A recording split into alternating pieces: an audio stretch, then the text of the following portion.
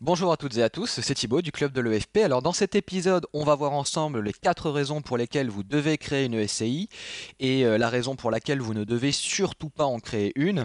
Alors attention, il faudra être attentif parce qu'il s'agit de la raison dont tout le monde parle, dont tout le monde vous parlera si vous posez la question autour de vous.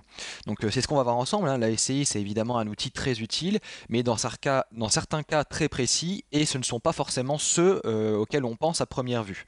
Hein, c'est ce qu'on va voir ensemble. La SCI, c'est une structure lourde.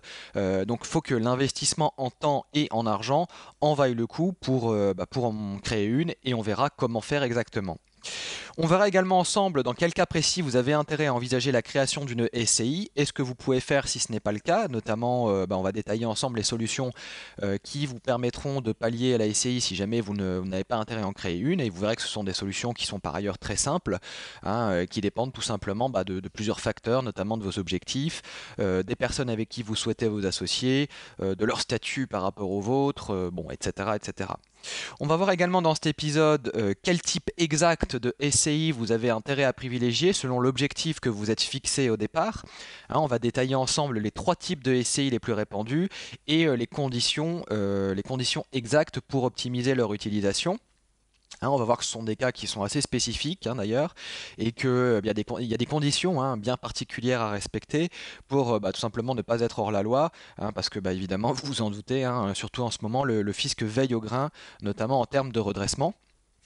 Et en dernier, donc, on verra effectivement l'astuce légale pour vous permettre de mettre vos biens en location meublée par le biais d'une SCI. Parce que si vous êtes intéressé un peu au SCI, vous savez que normalement on n'a pas le droit de mettre les biens en location meublée, pardon, par le biais d'une SCI.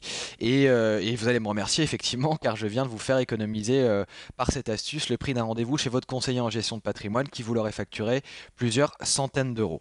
C'est la fin de cet extrait public du podcast. Alors il y a tout le reste de cet enregistrement qui est réservé aux membres inscrits. Il vous suffit de vous inscrire pour avoir accès à l'enregistrement intégral. Mais pas que ça, vous allez recevoir tous les jours de la semaine, du lundi au vendredi, toutes les semaines, un nouvel épisode dans lequel vous allez apprendre des recettes d'investisseurs, des trucs, des astuces, des méthodes qui vont vous permettre de générer des revenus passifs plus facilement, des méthodes qui vont vous permettre de vous libérer progressivement du métro boulot dodo et de gagner votre indépendance financière sûrement et progressivement. Alors vous allez apprendre des méthodes qui ont déjà été appliquées avec succès par des centaines d'investisseurs avant vous et que je vais vous révéler au travers de ces différents épisodes. Des méthodes qui vont vous permettre par exemple d'épargner plus sans éprouver de frustration et en vous sentant plus heureux et fier de vous construire un patrimoine à toute épreuve, quel que soit l'état du marché, de vous organiser mieux, d'être plus efficace pour gagner du temps et faire en sorte que votre argent travaille vraiment pour vous et non l'inverse.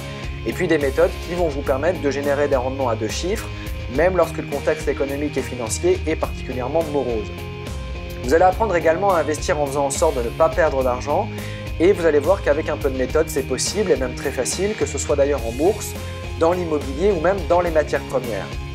Vous allez apprendre à gérer vos investissements comme les pros qui réussissent, c'est-à-dire en ne suivant pas des conseils désuets du type « investissez sur le long terme », constituez-vous un portefeuille diversifié et achetez des actions, des obligations et des fonds communs de placement. Et puis surtout, vous verrez que pour gagner votre indépendance financière, vous ne devez surtout pas gérer vos investissements comme le font la plupart des gens qui suivent les conseils des gourous de la finance.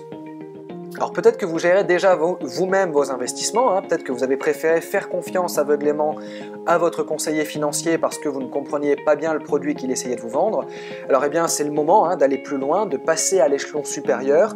Vous allez recevoir tous les jours de la semaine un enregistrement audio.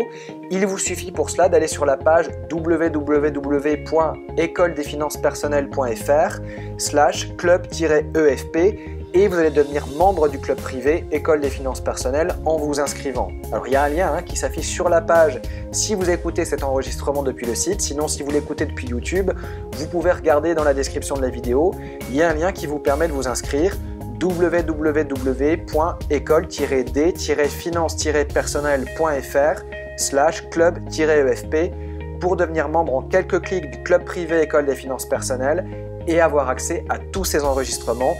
Je vous dis à tout de suite de l'autre côté, salut!